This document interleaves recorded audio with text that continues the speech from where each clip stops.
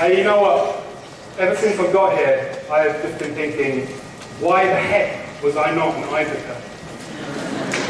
The energy.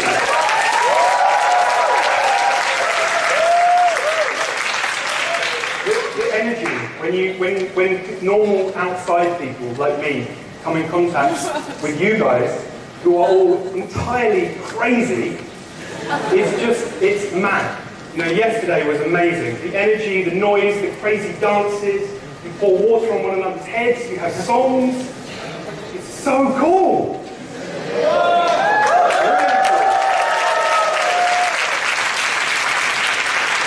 So I'm going to tell you what I'm going to do. I came here from the UK.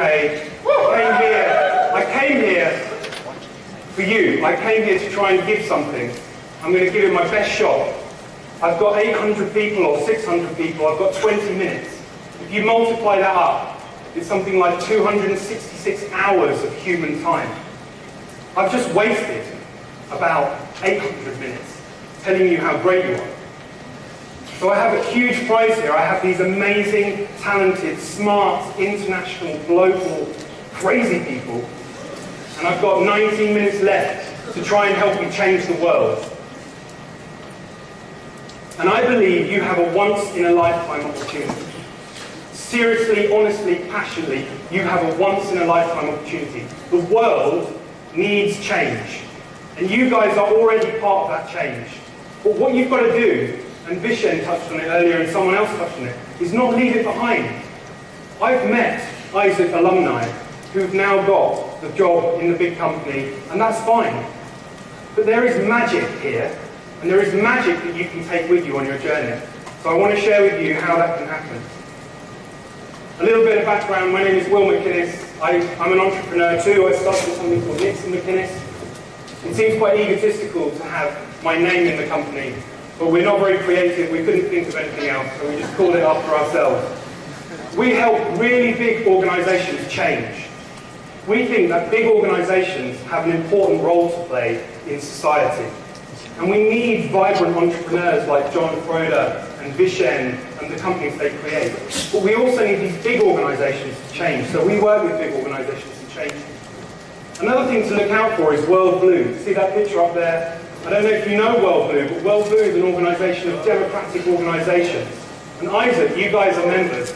So is Nixon McInnes, so is Podio, so is Mind Valley, so is the Barrett Value Centre. We are all of the same kindred spirit. We do business differently. This is my team. These are the brilliant, passionate people I work with. And there are 20 of us in Brighton, a seaside city in the UK. Has anyone been to Brighton? Yeah! Come to Brighton, it's cool. So I'm going to start with a story. This is one of my favourite pictures in the whole world because it means something special to me. These are my two little boys, Jack and Oliver. Jack has got the dark hair in the vest. He's 7 now. And Oliver is 5. And this is in rural France. This is in a beautiful, quiet place. Everything I love in the world is in this photo. Nature, peace, tranquility, my crazy family, love.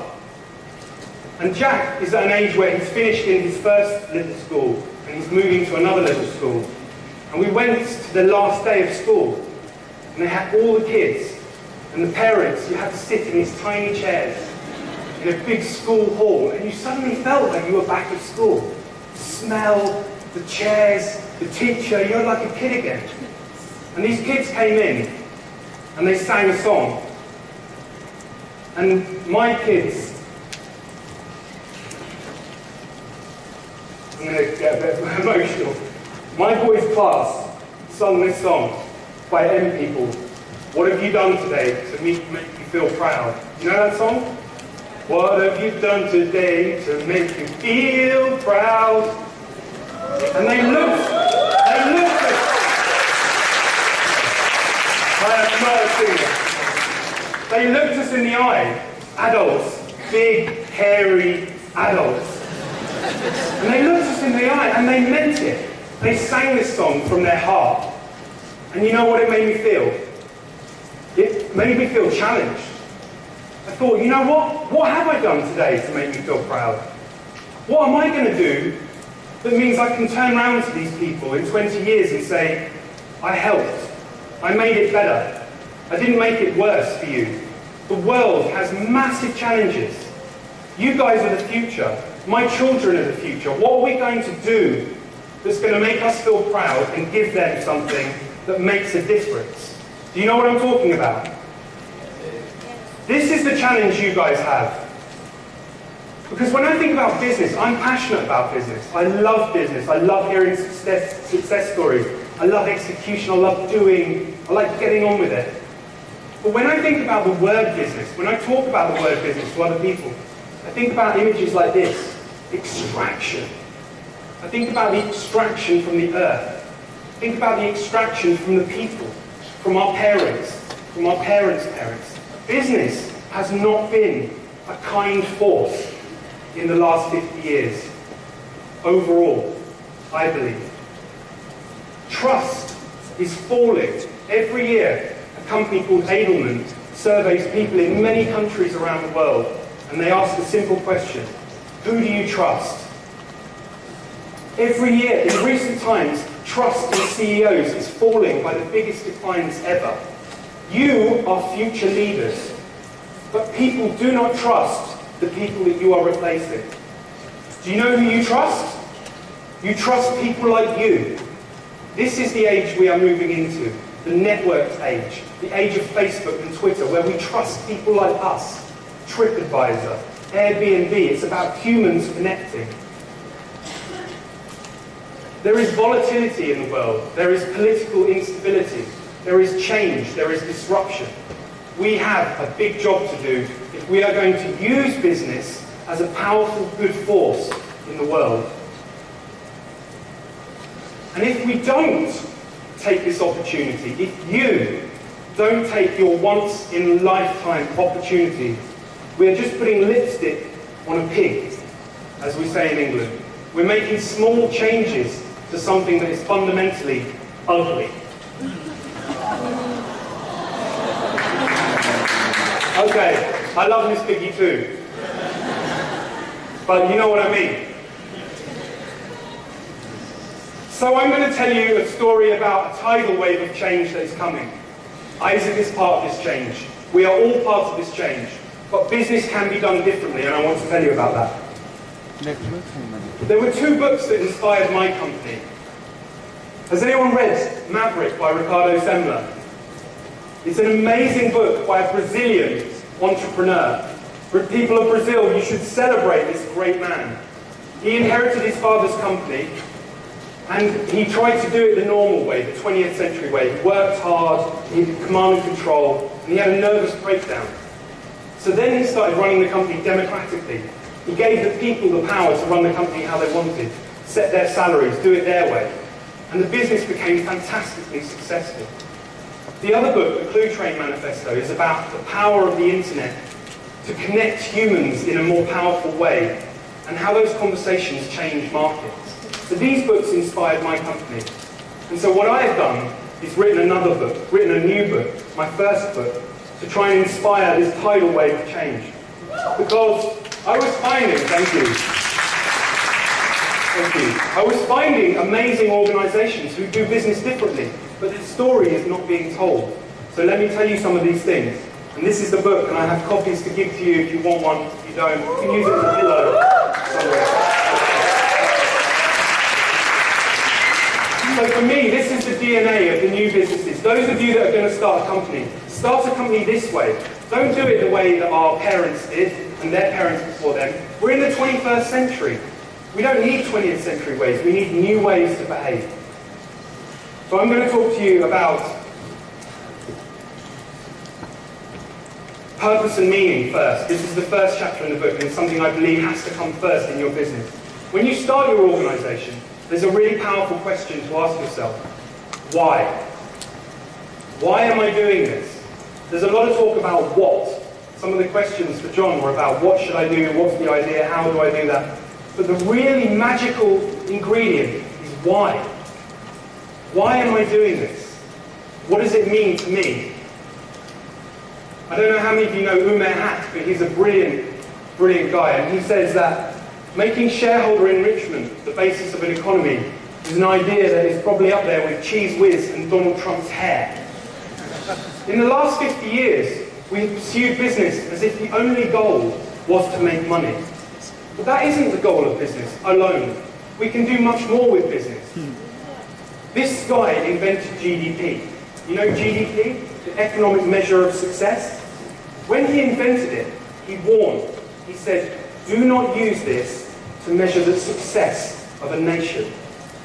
And what do we use to measure the success of a nation today? We use GDP. GDP is how much water can I get out of this sponge? And the more you squeeze it, the more you get. But it doesn't necessarily make us happy. How many people know the story of Bhutan? Quick show of hands. Yes. In Bhutan, the king, when his father died, he took over the monarchy, and he said, we are going to measure the success of this country through gross national happiness, gross national well-being. We're going to make decisions as a country that make us happier, not richer. And that seems to make sense to me. And then we have Denmark. We have a couple of Danes here. Denmark is another country that always ranks high in the well-being states. Denmark? Come on, Denmark, you can do better than that.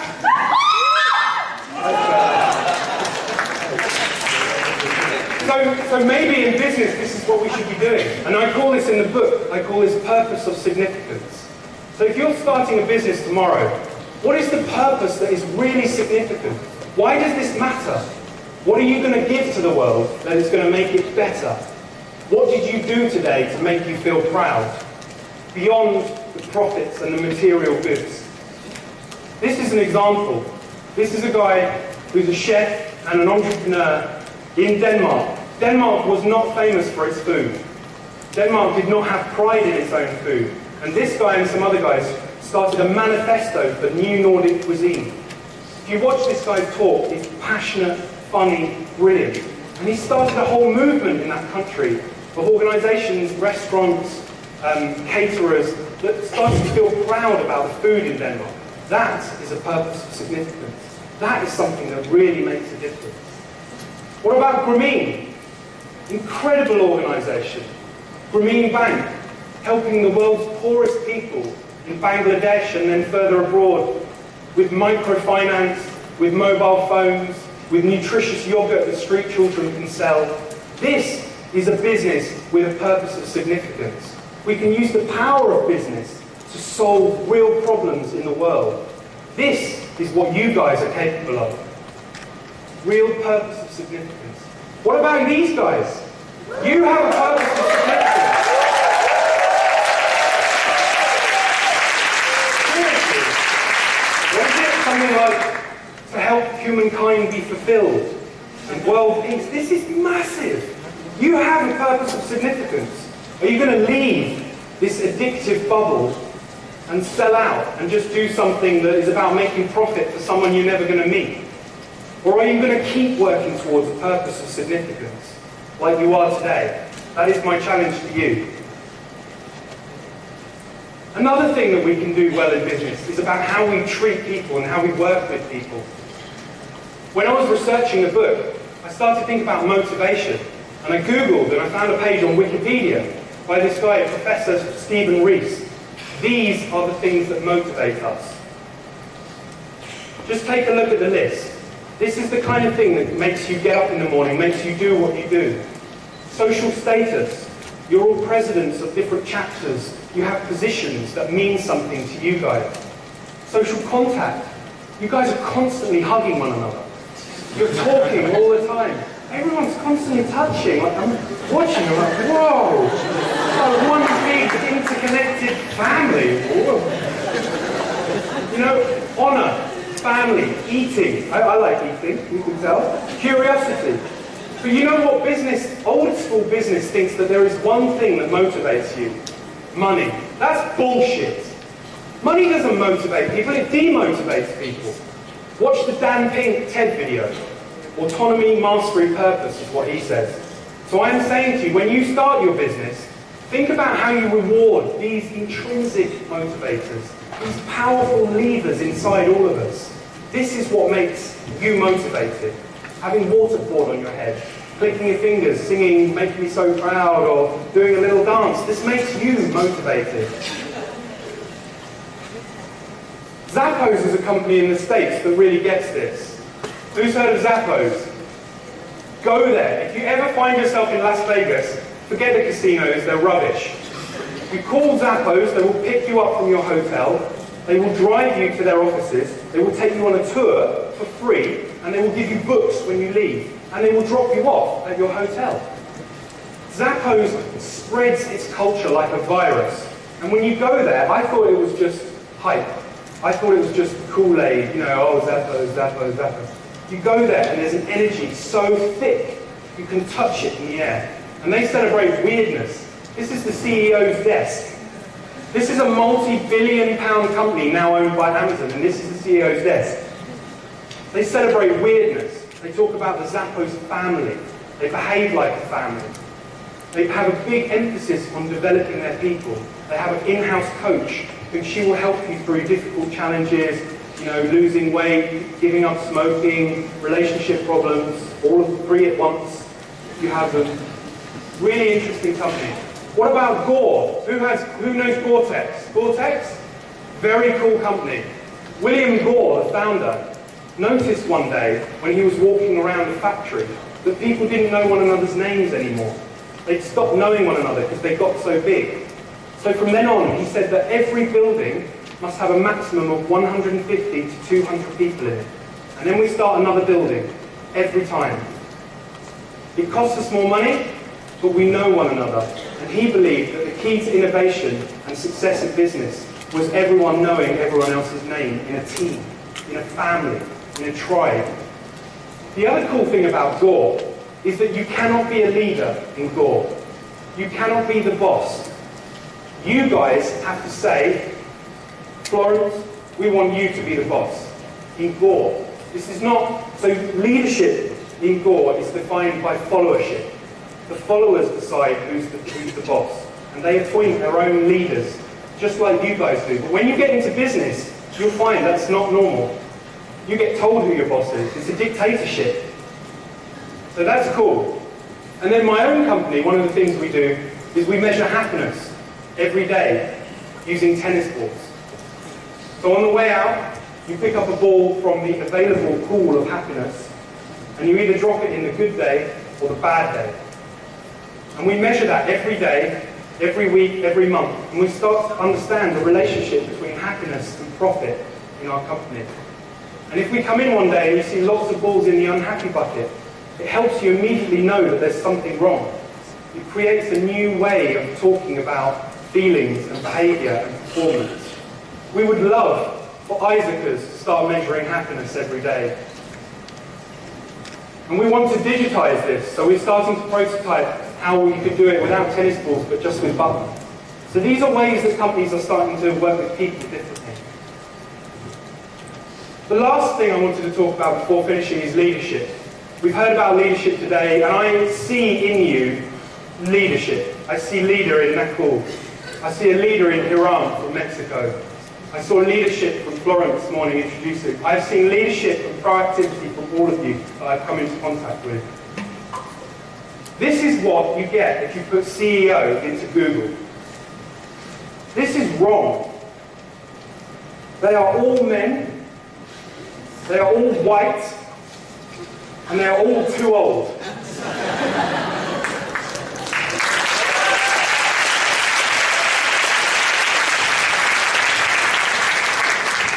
You are the face of leadership tomorrow. So what are we going to do? We need to change these organizations. They're still pyramid structures, command and control, top down. They're like dusty pyramids in the desert. We need to change these organizations. You are going to have a battle on your hands to make this happen. You're going to have to fight to make these changes. In a networked world, leadership is defined by followership. And when I cannot tell people what to do, when I have to bring them with me, it requires a completely different set of skills, a completely different set of behaviours. And you guys are already doing it in Isaac. So what I'm saying is, don't check that stuff at the door when you move on to your job. because other cultures are powerful too. You have your powerful culture, but when you walk in that new place, people will behave differently, unless you start it yourself. And that is the biggest opportunity. So leadership is defined by followership in the 21st century. And the questions for you are, where will I lead? Where is my greater calling? What is the stuff that really makes me angry or excited in the world? Where will I lead? And secondly, how will I lead? What is my personal style? When am I at my strongest? And when am I at my weakest? And there's only one way to know that, and that's ask other people. Because we are blind to ourselves. We don't see the way we behave and how it affects other people. So this is what modern leadership is about. It's about dialogue, empathy, listening, feminine skills. It's not about telling or spreadsheets and that bullshit. So we have great problems in the world. We have huge challenges and massive, massive opportunity to make a difference. One day, my kids might ask me, what did you do in the war, Daddy? Not in the real war, but in this challenging, crazy 20 years that we are entering now. What did you do to make you feel proud? And the question for you guys is, what did you do? That is where the magic happens. Thank you very much.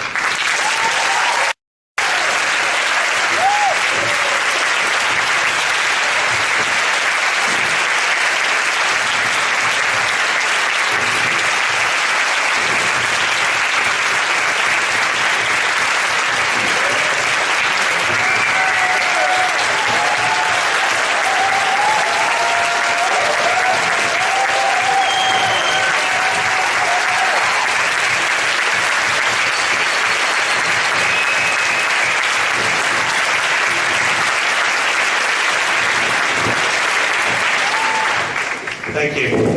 Well, you talked about all the hugs going on around here. Do you think it's time for a hug? Come on, let's do it. Let's do a male hug.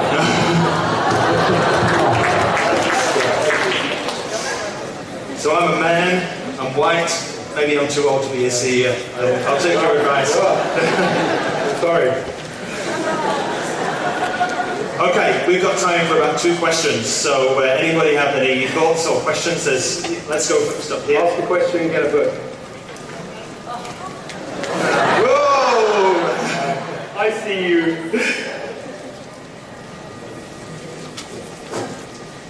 Hello, my name is Martin from Austria.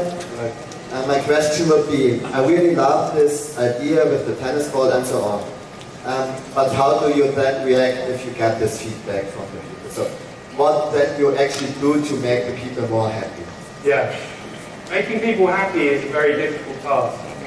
Because people have control over themselves. I think the best you can try and do is create an environment where people can be happy. I can't make you happy. The way we try to do it is about surfacing the truth. So hearing what people really think, what's pissing them off, what they don't like, what they're worried about, their anxieties. We try and act on what we hear, but there's nothing worse than giving feedback and then no one doing anything about it. And we try and just use it as a prompt. So it's like, wow, everyone was happy on a Monday. People are never happy on a Monday. What happened this Monday? And we try and do more of that.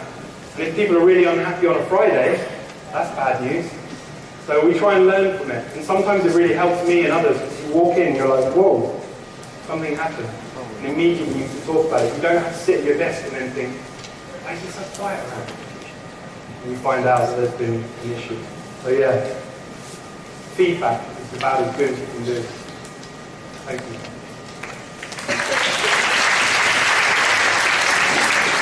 Okay, so you got the mic already? Great. Hi, Sweden. I'm going to go in service business industry. It sounds boring. It's the thing we're going to do is actually quite boring. but we feel very, it sounds boring, but we feel very connected to how we're going to do it and how we're going to change how it's usually done and how we're going to provide different experiences to the people who go through what our service is going to be. So how do we communicate this? How does this become the purpose? How do we, let's say, part of the service is we're going to help you find a place to stay, right? So how do we make you feel the passion we feel for the fact that you're going to have a nice place to stay? Okay, so it's a good question. For me, Zappos is a very, very boring business. They basically sell shoes. They have shoes, not nice shoes, just any shoes, loads of shoes. They have shoes, they have a website, and they have big sheds full of shoes. It's not a very sexy product. What is sexy and interesting and cool about Zappos is the culture. So I think that's your answer right there is, for what you do, it doesn't matter. It could be rocket science, or it could be gardening, or picking up the trash. It doesn't matter. What matters is, how do you do it? Do the employees own part of the business? Do people, are they able to interact with the CEO? Does everyone know what everyone earns? You know, do you buy pizza for everyone on a first Tuesday of every month? Do you bring external speakers in to share cool ideas? It's all of that. Do you send them off to Isaac, you know, to whatever? It's the how you do it, I think. That's the answer. Good luck. Okay, one more, and we have someone in the front here. Hi. So often, you know what will make you happy, and people know what will make them happy. But there's something in the way of that, which is being scared or fearing what you know will make you happy. So, for instance, it seems like you were happy when everyone here appreciated your speech today. I was definitely happy. But for a lot of people, that's very scary to stand in front of this. It's quite scary. This huge amount of people. So, say if you're working with a team and you know what will make them happy because you discussed it, but you can tell that they're scared of pushing themselves to the point where they will be happy and perform better. How can you ensure that they'll actually do it? How can you help them to do it? So how can you help people remove their fear and their barriers? It's a really, really good question. I would start by helping them realise what their blockers are. So rather than you say, you know, Anna, you seem terrified of public speaking. Why don't you do public speaking? I would say, you know, what scares you? What really terrifies you? And when we talk about things, it helps us see it outside of our head. So if I start saying, oh, you know, I hate public speaking, it terrifies me, I feel like I'm naked on stage, and then I feel like doing a wee, and, you know, but then after a while people realise, you know, how odd that is sometimes. But then public speaking is there, so I'm not sure. I'm not giving you a very good answer, am I? Maybe just tell them to get on with it. No, that won't be. Let's talk afterwards. I'll try again. So I can see a few more hands up, and I'm sure Will will be willing to stand at the door and talk to a few more people. But right now, we're going to move on. So one more time for Will.